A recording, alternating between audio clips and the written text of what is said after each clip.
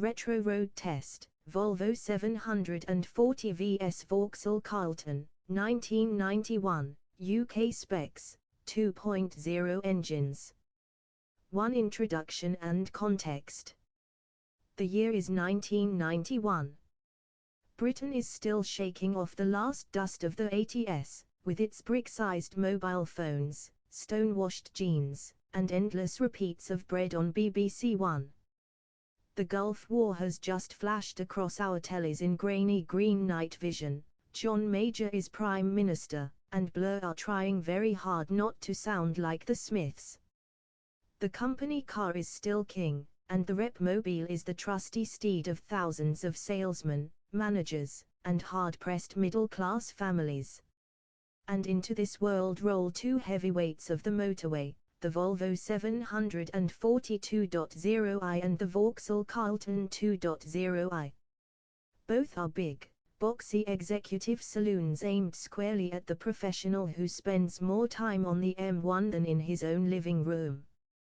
Both promise comfort, space, and a whiff of respectability, without straying into the dangerous territory of Jaguar ownership, which in those days was considered faintly risky, unless you had a good RAC membership. The 740 is Volvo's bread-and-butter squarrigger, hailing from Gothenburg with a reputation for safety, sturdiness, and the ability to outlive most of its owners. The Carlton, built by Vauxhall and Opel in Europe, was the more modern-looking, more fleet-friendly option. You saw them in every motorway service car park in Britain, next to reps guzzling Ginsters pasties and chain-smoking Silk Cut. We're looking here at the 2.0-litre versions, the cars people actually bought or leased, rather than the aspirational 6-cylinder or turbocharged range toppers.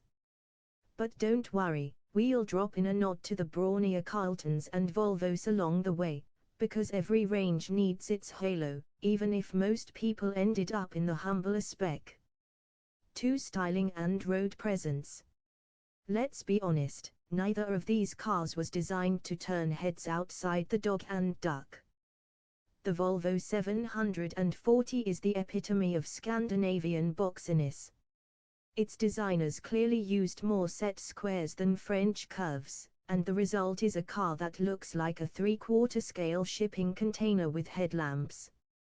From the front, the grille is upright and serious, the headlamps rectangular, and the bumpers could probably withstand a light skirmish. The whole thing radiates a sort of reassuring dullness. Here is a car that does not try to seduce you. It just gets on with it. It's the vehicular equivalent of your uncle who always wears the same tweed jacket to Christmas dinner, dependable, unfashionable, and somehow rather comforting. The Vauxhall Carlton, by contrast, makes an effort. By 1991 it had a smoother, more aerodynamic body than the Volvo, with flush headlamps, a sleeker bonnet line, and a rear end that didn't look like a child's drawing of a house. It was part of the new wave of Euro saloons that were beginning to ditch the boxy lines of the 80s in favor of something more slippery. Parked next to a Volvo, the Carlton looks positively space-age. But viewed with fresh 2025 eyes, it still screams fleet car, albeit one that cared about its image. On the road, the Volvo had presence. Its sheer size and upright stance made other drivers think twice about pulling into its lane, much as today's SUVs part traffic by sheer girth. The Carlton, meanwhile, blended in, smart, businesslike, but hardly intimidating. Verdict: Volvo wins on presence, Carlton wins on modernity. 3 Engines and performance. Both cars on test come with their sensible 2.0-litre 4-cylinder engines. These were the workhorses of the ranges, the units you got when your fleet manager didn't much like you, or when you couldn't stretch to the 6-cylinder. The Volvo 742.0i came with Volvo's famous red block engine, a 1,986cc 4-cylinder, fuel-injected, producing about 114 bhp and 119 pound-feet of torque. Solid, unburstable, and good for mileages that would see off lesser engines, but not exactly spirited. It hauled the big Volvo from 0-60 in a leisurely 12.5 seconds and onto a top speed of around 110 miles per hour.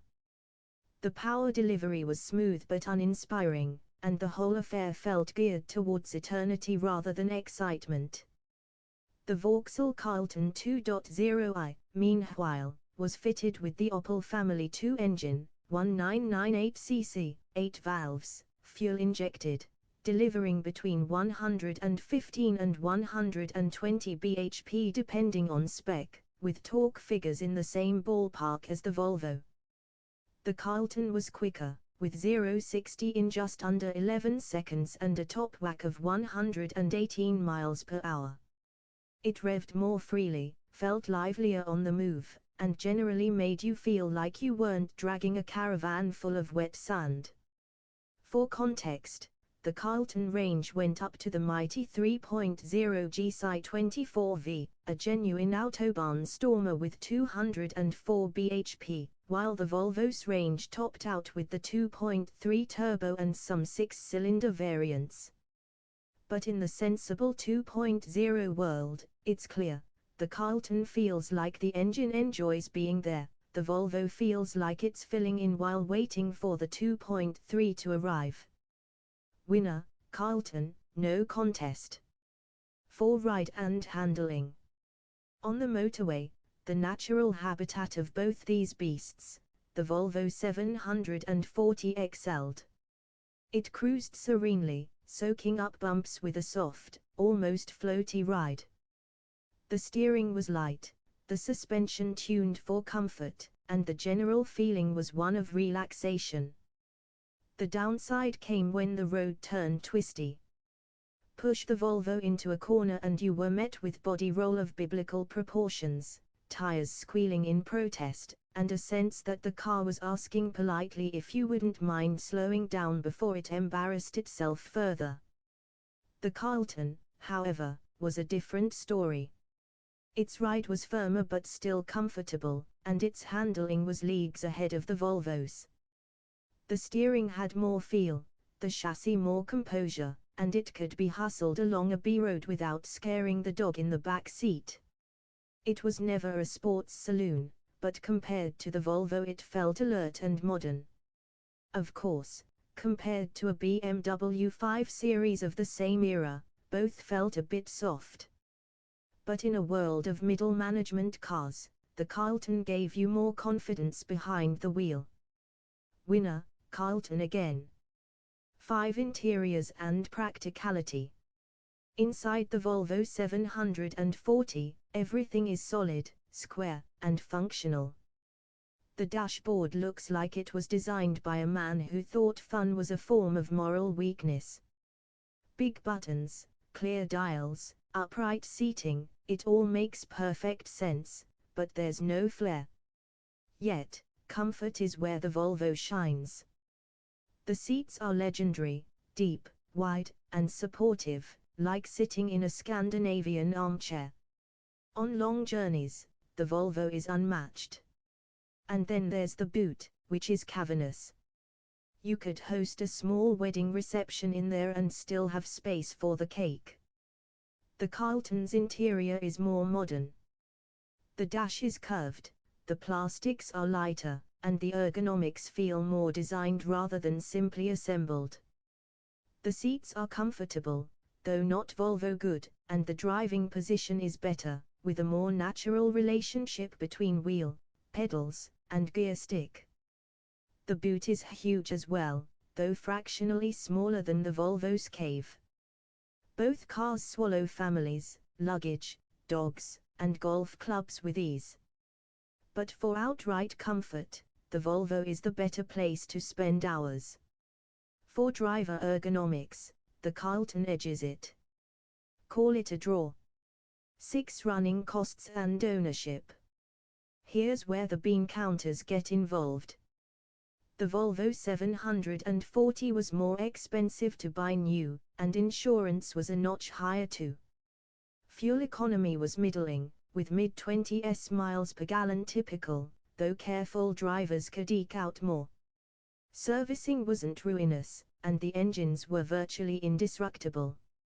Volvos of this era were famous for covering 200,000 miles without complaint, which made them excellent long-term bets.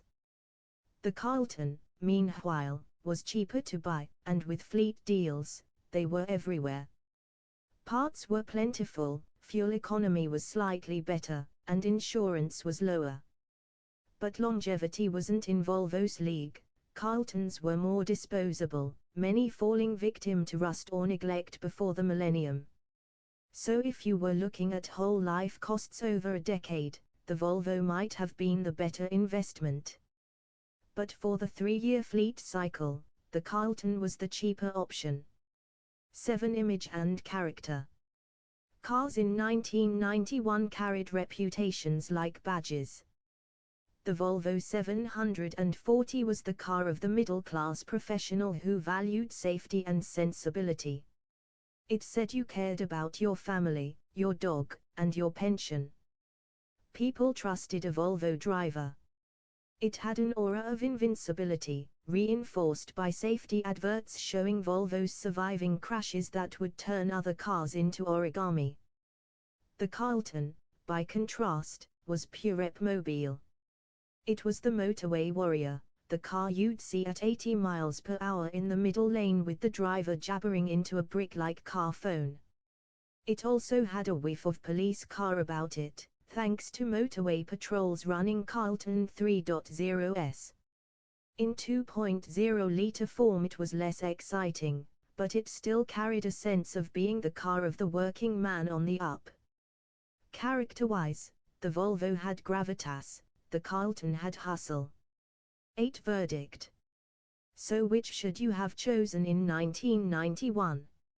If you valued comfort, safety, and the smug knowledge that your car would still be running when your neighbor's Carlton had long since been scrapped, the Volvo 742.0i was your choice. It was unflashy, indestructible, and supremely comfortable. If, however, you wanted something that felt modern, handled better, and got you to your client meeting without feeling like you were driving an articulated lorry, the Vauxhall Carlton 2.0i was the smarter buy. It was cheaper, more responsive, and looked the part in a way the Volvo never did. Final scorecard. Styling, Carlton. Performance, Carlton. Handling, Carlton. Comfort, Volvo. Practicality, Thai. Running costs, Carlton short-term, Volvo long-term. Image, depends if you prefer respectable or repmobile. For the driver, the Carlton wins. For the family man, the Volvo wins. For everyone else, well, by the mid-90s, Ford would launch the Mondeo and render both slightly obsolete.